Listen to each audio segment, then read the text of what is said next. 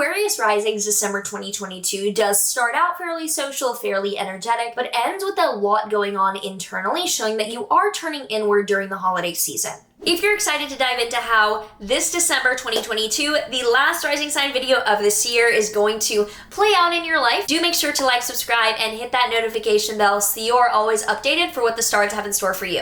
If you're new here, welcome, I'm Maren. In this video, I'm using the tropical zodiac and whole sign houses as I'm using Western astrology techniques, particularly ancient Hellenistic. And if you would like to look into my courses or reading availability, I will have those linked down below. Might be booked up, might not be open right now, but I will have things that you can check into if you'd like to learn more.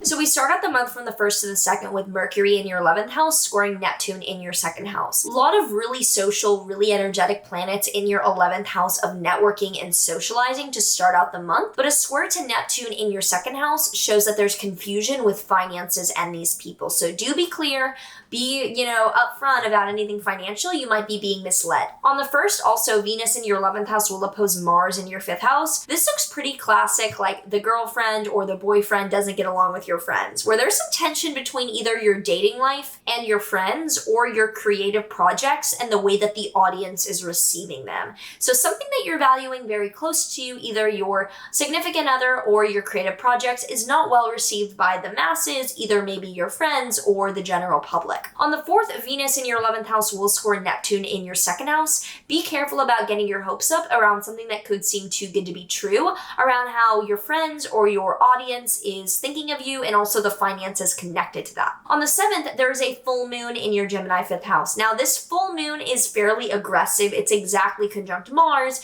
and it shows an ending to either something in your romantic relationships or what you're working on creatively. It shows a very sharp cutting off. If you're not in a relationship, if it does not make sense for you to break up with them because it's not that kind of relationship right now, then that's not it. It could also be creativity or like project based. On the 8th, the sun in your 11th house will oppose Mars in your 5th house, again showing that values and priority around being social, interacting with groups, or putting something out into the world is met with some friction by a creative project or a dating partner. And on the 9th, Venus enters your Capricorn 12th house. So Venus is value and harmony, and the 12th house is your internal psychological world. It can be challenging because it is our true thoughts, it is our addictions, our afflictions. It can also be beautiful spiritual themes. So there's a focus beginning to turn inward once Venus enters there on the 12th. And then on the 14th to the 15th, the sun in your 11th house will score Neptune in your 2nd house. So we're not done with the confusion between your social groups that you're a part of or audience reception,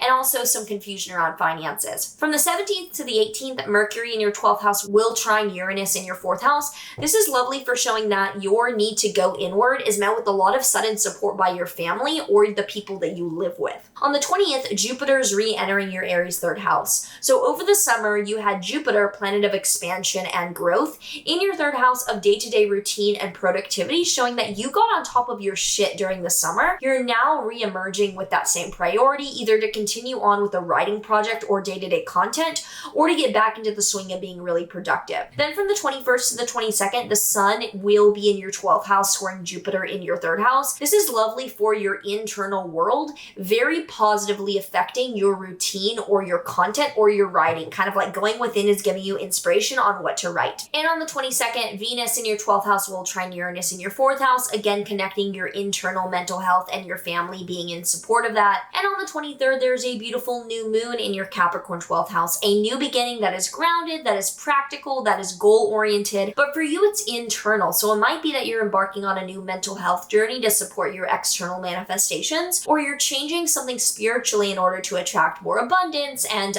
generally be more successful in your life. On the 29th, Mercury will station retrograde in your 12th house. So do be aware that you might be having to reconsider or redo some of the work that you're doing around that, but it's not the end of the world. It's mostly an inconvenience. And we end the month on the 31st with Venus conjunct Pluto in your 12th house. This is fairly intense and a little bit dark, but it's showing kind of a purging of value or of something coming to the surface in a dark but beautiful way in your mental health. So we do end the month on a particularly intense note with your mental health. Not the end of the world. Most of the month is pretty nice, even if it is more private private. If you have any thoughts or comments you want to share about how this December sounds for your life, do let me know down below. I read almost everything that I can. On the subway is usually my comment reading time, and I'm always interested in hearing about how this is showing up in your life. So do let me know down below, and I hope that this is a fun month for you, as I like the astrology of this month. I'm excited for it.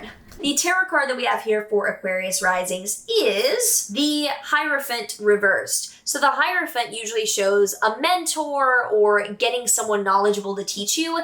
This one reversed is showing like, do not look for someone else, just look at yourself. Do not go out looking for answers, look within. That is very, very clear with this, and that's pretty uncanny that you would get this card actually, but definitely shows don't look outside of yourself for answers. Everything is where you need it. Crazy to think that it was just a few years ago, alone in my NYU dorm room, that I was filming like 2017, 2018. I don't know if I don't remember the exact videos, but like that was me back then and this is me today, 2022. So small world.